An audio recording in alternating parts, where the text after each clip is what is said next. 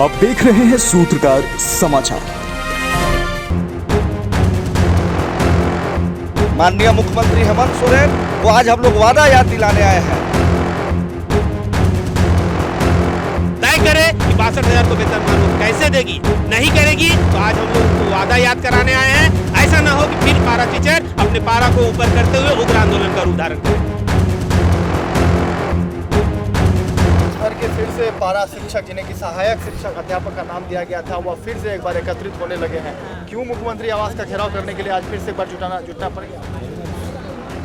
सरकार बनने के बाद आज तक सहायक अध्यापकों की ओर से वर्तमान सरकार का सहयोग किया गया है। माननीय शिक्षा मंत्री स्वर्गीय जगन्नाथ दा का कार्यकाल में आप देखे होंगे कि राज्य के सहायक अध्यापकों को एक नियमावली प्राप्त हुआ है। सहायक अध्यापकों को उम्मीद था कि माननीय जगन्नाथ दा रहते तो राज्य के समस्त 62,000 लोगों को वेतनमान का रास्ता वो प्रशस्त करते। माननीय मुख्यमंत्री हेमंत सोरेन को आज हम लोग वादा याद दिलाने आए हैं कि जहां जहां आप सभा किए हैं उस सभा में आप गए हैं तो एक ही बात बोले हैं कि मेरी सरकार आएगी, ये माटी की सरकार है, खाटी झारखंडी की सरकार है, मेरी सरकार बनेगी तो राज्य के सहायक अध्यापकों को वेतनमान देंगे।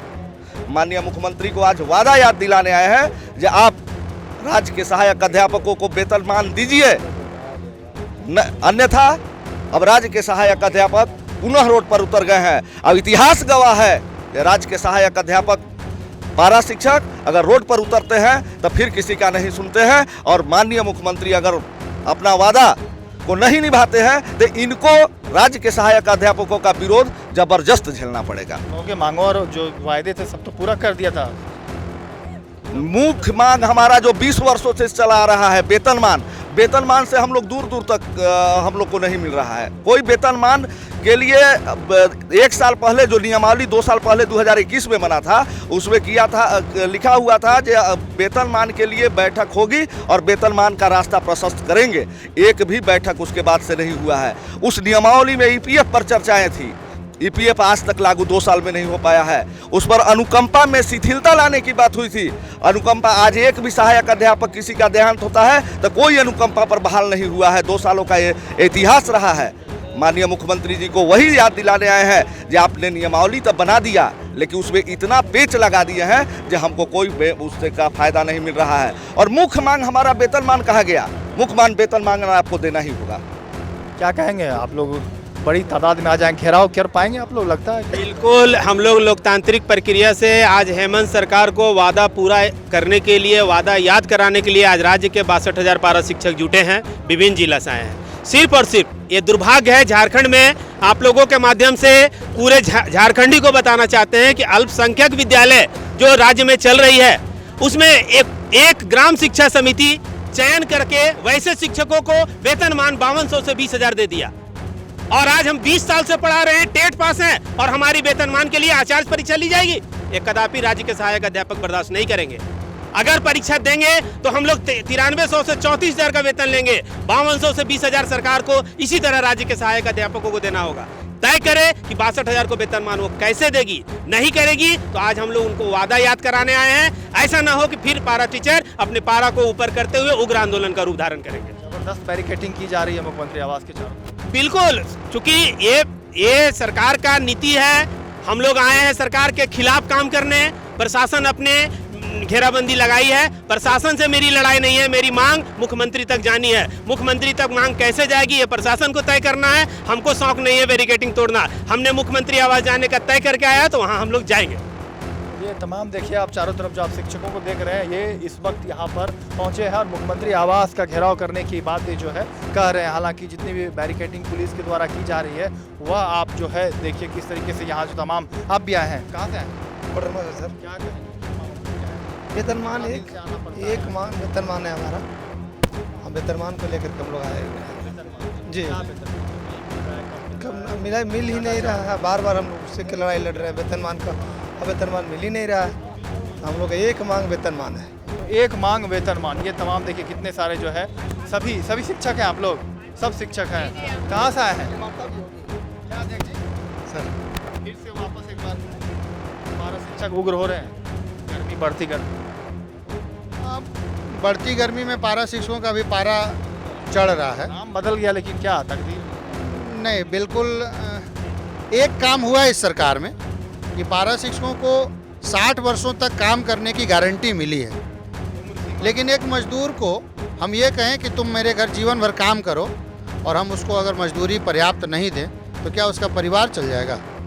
हम लोग ये करेंगे, हम लोग कोई पाकिस्तान से तो आए नहीं हैं, हम लोग कोई बांग्लादेश के घुसपैठिए तो हैं नहीं। इसी राज्य में एक तरफ आप अल्पसंख्यक विद्यालयों में विशेष प्रावधान करके जो केवल ट्रेंड है युवा, आप उसको सीधे 5200 से 20,000 का वेतनमान दे दे रहे हैं। हमारे पास 15,000 लोग जो टेट पास करके बैठे हैं, 45,000 लोग जो ट्रेंड होके बैठे हैं 10 बरस से, आप और 20 साल का उनके पास वर्क एक्सपीरियंस भी है, आप उनको वेतनमान नहीं दे रहे हैं। आज हम लोग हेमंत सोरेन जी को उनका वादा याद दिलाने आए हैं। चुनाव पूर्व की सभाओं में बतौर नेता प्रतिपक्ष उन्होंने ये कहा था कि महागठबंधन की सरकार बनेगी, हम 3 महीने में आपको वेतनमान देंगे।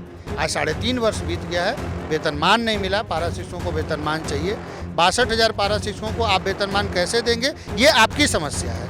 कई बार जब हम लोग देखते हैं टेबल टॉक जब होता है तो आरक्षण रोस्टर, तो कई टेक्निकल इशू बोल के, हम उसके लिए नहीं आए हैं। आप चुनावी सभाओं में हेमंत सोरेन जी ये नहीं बोल रहे थे कि हम चुनाव जीत जाएंगे, मुख्यमंत्री का शपथ ले लेंगे, फिर हम अपने सेक्रेटरी से पूछेंगे कि हम इनको दे सकते हैं कि नहीं दे सकते। और अगर नियमों में कहीं कोई दिक्कत है, कोई पेंच है, तो आप बहुमत की सरकार है, विधानसभा के फ्लोर पर ले जाके नियमावली में संशोधन करिए कि मेरे यहाँ जो 20 वर्षों से काम कर रहे हैं, हम इनको वर्क एक्सपीरियंस के आधार पर वेतनमान दे रहे हैं। जो हमारे पास जो योग्यता, अलग अलग योग्यता के लोग हैं, उनके आप ग्रेड पे में चेंजिंग कर सकते हैं, जैसा बिहार ने किया है। आज उम्मीद है। देखिए, इस बढ़ती गर्मी में संख्या का अनुमान तो हम लोग नहीं बोलेंगे, लेकिन जब पारा शिक्षकों का जन सैलाब उतरता है तो कभी 30,000, कभी 40,000 मुख्यमंत्री आवास तक पहुंच पाएंगे। लेकिन आज देखिए वहाँ तक पहुँचेंगे कि नहीं पहुँचेंगे ये तो प्रशासनिक तैयारी के ऊपर निर्भर करेगा। ठीक है, हाँ, लेकिन हम लोग भी जितना होगा आगे बढ़ेंगे। हम लोग को प्रशासन से बहुत टकराना नहीं है, हम लोग हेमंत सोरेन जी से टकराएंगे अगर हमारा वादा पूरा उन्होंने नहीं किया। हम आने वाले समय में अगर आज बात नहीं बनी, अभी मानसून सत्र आ रहा है, अब आज के बाद पारा शिक्षक चैन से नहीं बैठेगा तब तक जब तक वेतन वार मोड में बिल्कुल आ गए। जी बिल्कुल। अब ऐसे भी आप देख लीजिए ना, हो सकता है ये सरकार जाते जाते नगर निगम का चुनाव कराए, आने वाले अप्रैल मई में लोकसभा का चुनाव है, उसके बाद खुद इनका चुनाव आ जाएगा अक्टूबर नवंबर में, तो पूरा चुनावी वर्ष होने जा रहा है, टाइम नहीं मिलेगा। बहुत कम समय है पारा शिक्षकों के पास, और हम लोग के पास तो एक दिन का भी समय नहीं है। प्रतिदिन कोई ना कोई पारा टीचर डेथ कर रहा है, कोई ना कोई पारा टीचर रिटायर कर रहा है। आपके समय में जब जो डेथ कर रहा है, रिटायर कर रहा है, उसकी चिंता कौन करेगा? चिंटू सिंह, प्रदेश कमेटी के सदस्य।